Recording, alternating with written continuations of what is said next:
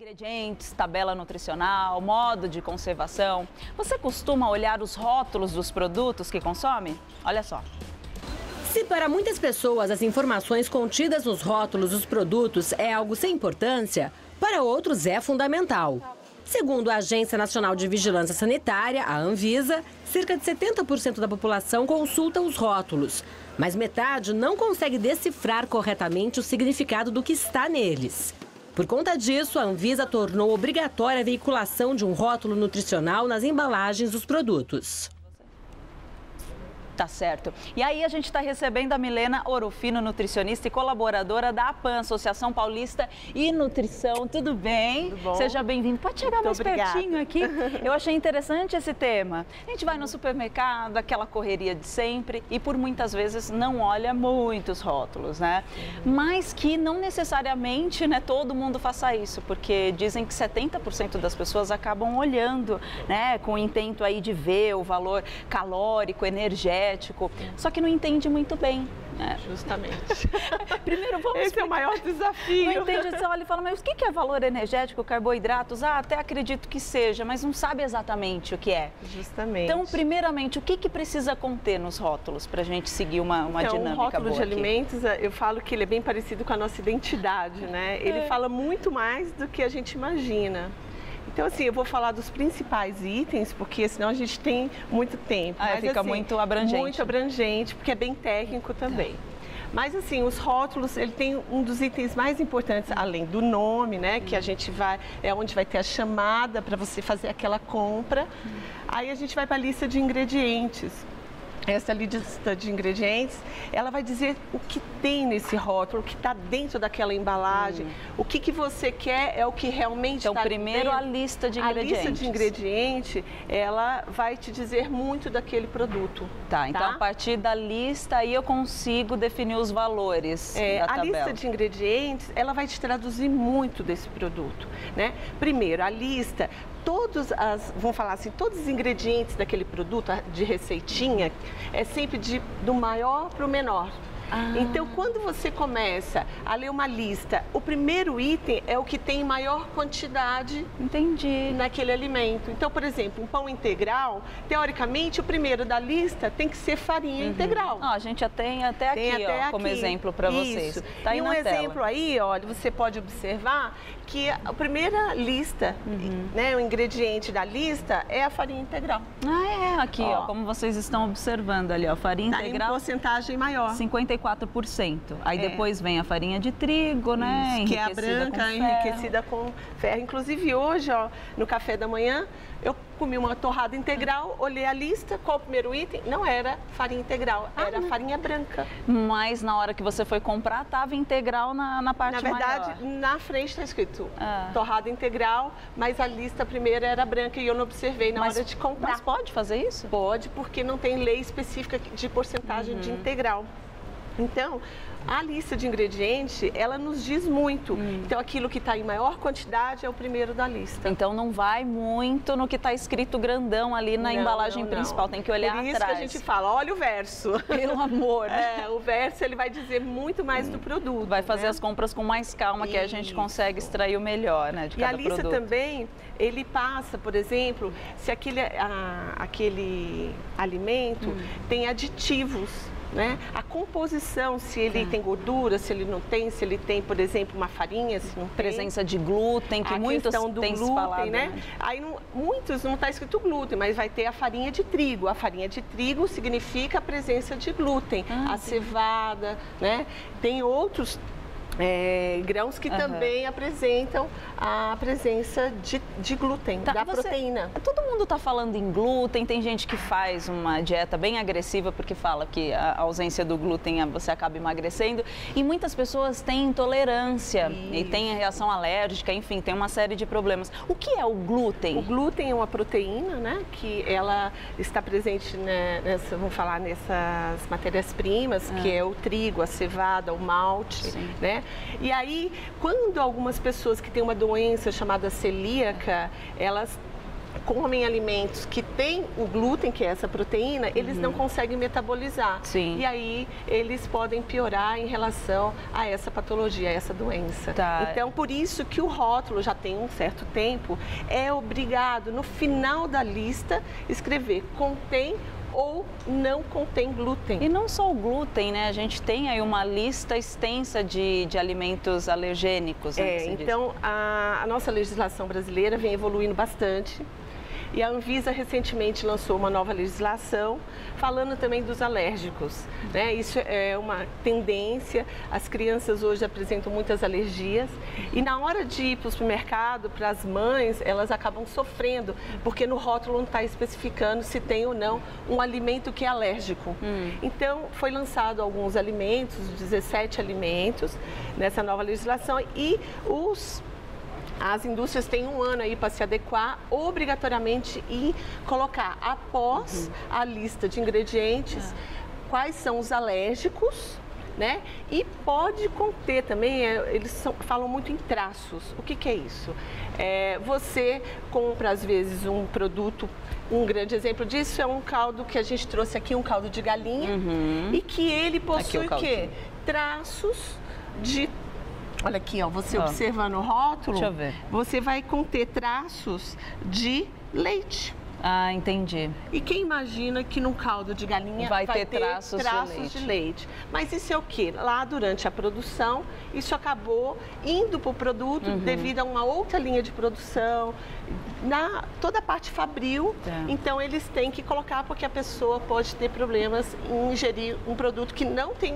Mas, Milena, essa informação é muito séria para quem sofre com problemas alérgicos. Enfim, as letras deveriam ser maiores. Então, cá entre nós, uma opinião nossa. Vai, sinceramente. Essa legislação, na verdade, ela é nova. Eles têm ainda um ano para se adequar, mas na própria legislação eles falam que tem que ficar em caixa alta. Então, acredito que a indústria ainda vai se adequar, colocando isso maior, como o próprio glúten. Ele tem que ficar em negrito, letra maiúscula, que em destaque para quando a pessoa olhar... Já vê. Até acredito que na embalagem, na principal, na chamada, poderia ter, que vai ajudar muito. Você fala na parte frontal? Na parte frontal, sim. Ainda eles estão destacando em relação após a lista, que pode estar numa única embalagem ou pode estar no verso. Nossa, você falou de um ano, né, que teve essa regulamentação, que demora. É o prazo que a indústria precisa para adequar a embalagem, que se compra em grande volume. Coisa que deveria ter sido pensado lá atrás, né? E aqui do lado nós temos mais um produto bem industrializado, né? Isso. Deixa eu ver a informação nutricional aqui dele. A gente tem o empanado de frango, né, que muitas vezes é muito consumido e dentro desse empanado a gente vai encontrar ingredientes que, por exemplo, são aditivos como corante urucum, por exemplo.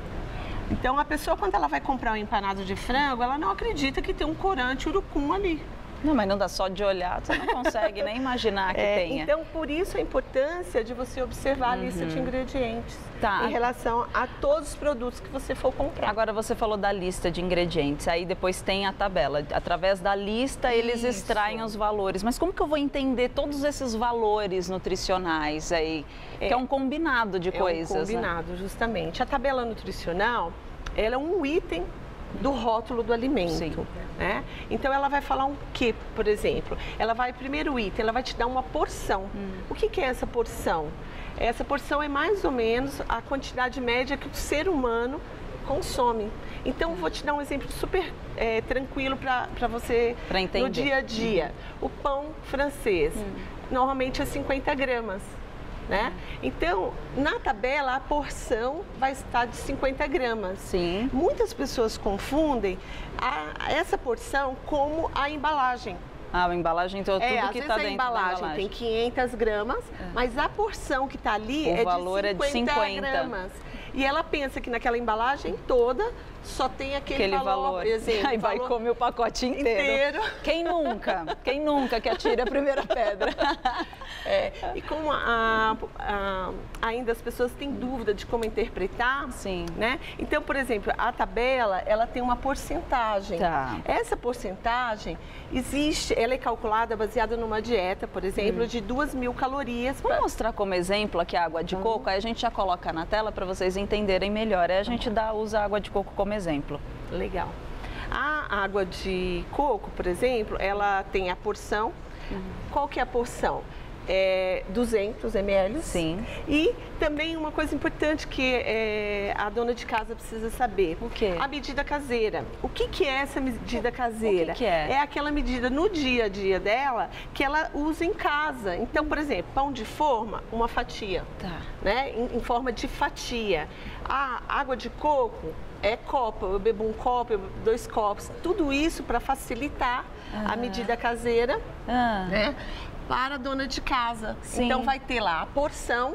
Então, quanto em média se consome? 200 ml. Quanto Sim. é isso? Um copo. Um copo então ela só. consegue aquela porção associar ao dia a dia dela, o copo que ela, né? Aí tem xícara, tem prato, tem... Aí você se baseia, você fala, eu tenho um copo de 200 ml, aí o valor energético é de 45 calorias, aí né? Tem toda a parte da composição dessa tabela. Entendi. Né? Que a gente tem que saber interpretar um pouquinho o que aquela composição da lista de ingredientes vai refletir na tabela. Eu achei que valor energético era praticamente igual a carboidrato. Não. Explica pra gente a diferença. Valor energético é a quantidade de energia que todos aqueles nutrientes daquele produto e daquela porção representa em termos de energia. Tá?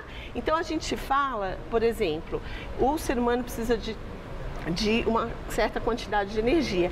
Mas essa energia vem da onde? Aí pode ser os aí ingredientes, especifica, né? Carboidrato. Que é o carboidrato, que é a maior fonte. Você entendeu minha confusão? Isso. Que é comum. É comum porque o carboidrato é a maior fonte de energia. Mas a gordura também tem o valor energético dela. É isso que eu quero te falar. Né? A proteína também tem o valor energético dela. Tá, entendeu? Então a gente tem que saber especificar bem, né? O valor energético são de todos aqueles de todas as composições. Justamente. Tá, aí mais abaixo a gente falou do carboidrato, aí vem os açúcares, né?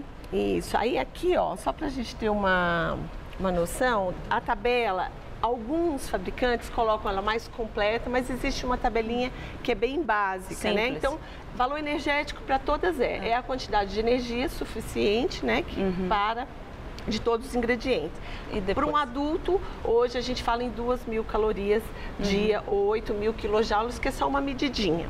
Tá? O carboidrato também, para um adulto, a gente fala de uma quantidade máxima dia de 300. Então, você vai pegar aquela porção, quanto tem de carboidrato? Tá. Aquela porção. Quanto tem de carboidrato? Não pacote isso inteiro. Não pacote. E aí, quanto isso representa perante ao que você deve consumir no dia? Isso é a porcentagem. Tá. Entendeu? Então, por exemplo, a gente tem um produto aqui, ó, que é muito interessante. Eu tenho o sódio. A quantidade máxima de miligramas é 2.400. Só meio desse já tem 1.000 e poucas miligramas, ou seja, mais de 50% que eu posso consumir num dia. Mas e por que é permitido isso, sendo que não pode? Na verdade, assim... Confuso, não é? Na verdade, assim, isso se indica para uma pessoa sadia. Né? Mas acontece que a indústria ela vai desenvolver produtos que são saudáveis e produtos que são calóricos, produtos que têm a questão do sabor.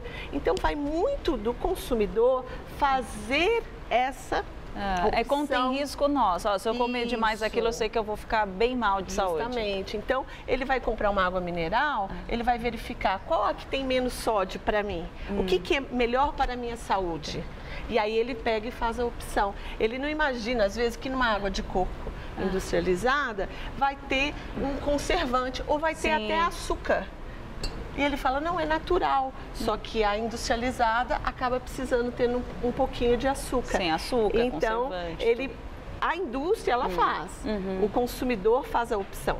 Gente, ó, a ideia aqui de todas essas dicas que nós estamos passando não é para você ficar tão concentrado nisso, porque eu sei, às vezes você quer comer alguma coisa com mais gordura, todo mundo é livre para fazer o que quiser. A ideia aqui é, na verdade, para quando você for ao supermercado, parar um pouquinho de tempo para ver o que você está comprando, porque às vezes a gente compra errado.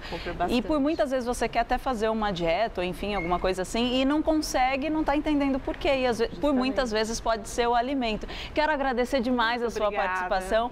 Se desse tempo, a gente falaria sobre muitas outras coisas aqui. Tem bastante coisa. Vou passar o serviço para vocês. A APAN, Associação Paulista de Nutrição, o site é apanutri.com.br e aí o manual de orientação aos consumidores, a Anvisa, anvisa.org.br, anvisa.org.br. Milena, muito obrigada. Tenha um ótimo dia, viu? Obrigada pelas dicas. Bom, né? A gente tem que ficar atento.